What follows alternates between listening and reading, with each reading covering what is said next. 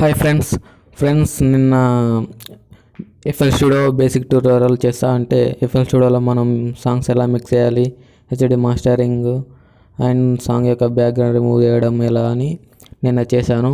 So ఆ video కింద comments వచ్చాయి. ఏంటి అంటే ఈచో ఎఫెక్ట్ ఎలా చేయాలో కూడా చేయమని అడిగారు. అండ్ నేను ముందే అనుకున్నా ఆ వీడియో తర్వాత ఈచో ఎఫెక్ట్ ఎలా చేయాలో చేద్దాం అనుకున్నా. బట్ మళ్ళీ చాలామంది ఎక్కువ మంది మన డీజే నేమ్ వాయిస్ ట్యాగ్ను ఎలా క్రియేట్ చేసుకోవాలి అని అడిగారు. సో అది ఎలా చేద్దాం అనుకుంటాం. నెక్స్ట్ ట్యూటోరియల్ ఈచో ఎఫెక్ట్ ఎలా క్రియేట్ చేయాలో చెప్తా.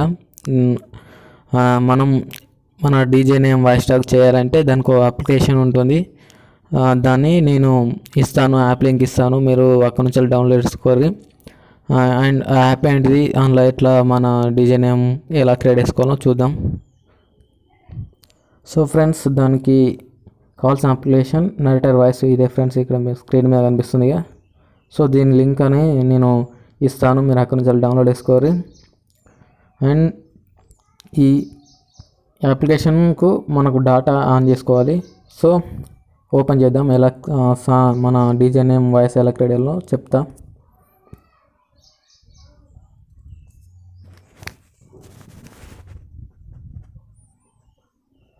ఇందులో యాడ్స్ వస్తాయి, వీటిని స్కిప్ చేయండి.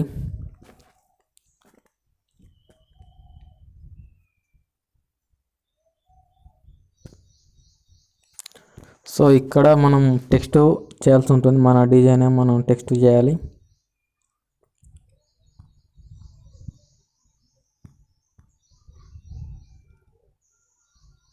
దియే చాలు మీకు వినిపిస్తా ఎలా వస్తుందో, వాయిస్ ఎలా వస్తుందో.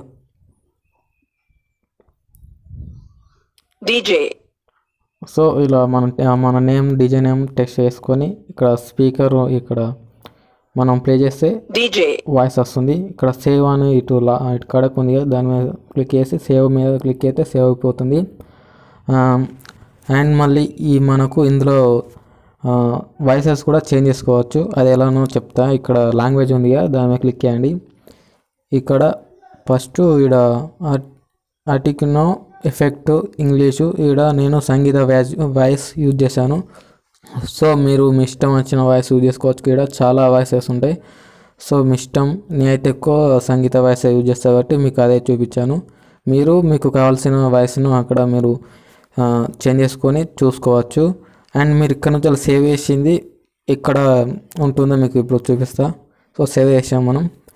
దాన్ని ఫైల్ మేనేజర్లో ఏ ఫోల్డర్ ఉంటో చూపిస్తాం మీకు, ఏ ఫోల్డర్లో సేవ్ అవుతుందో.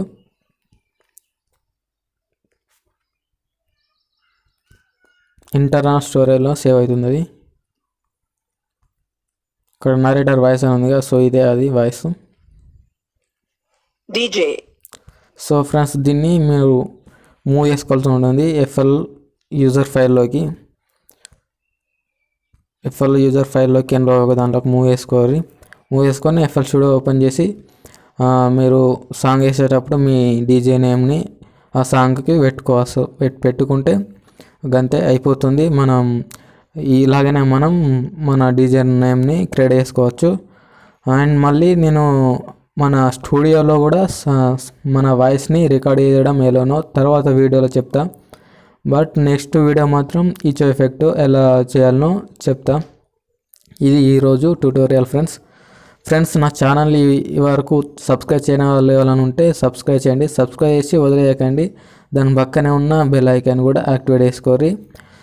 ఎందుకంటే నేను చేసే లేటెస్ట్ అప్డేట్స్ మీరు మెయిల్ ద్వారా పొందుతారు. నేను అప్లోడ్ చేసిన వెంటనే మీరు చూస్తారు. సో అందుకనే నేను బెల్ ఐకాన్ని యాక్టివేట్ చేసుకోమని అంటున్నా. Thank you friends. ఈ వీడియో ఎండ్ వరకు చూసిన వాళ్ళందరికీ థ్యాంక్ యూ.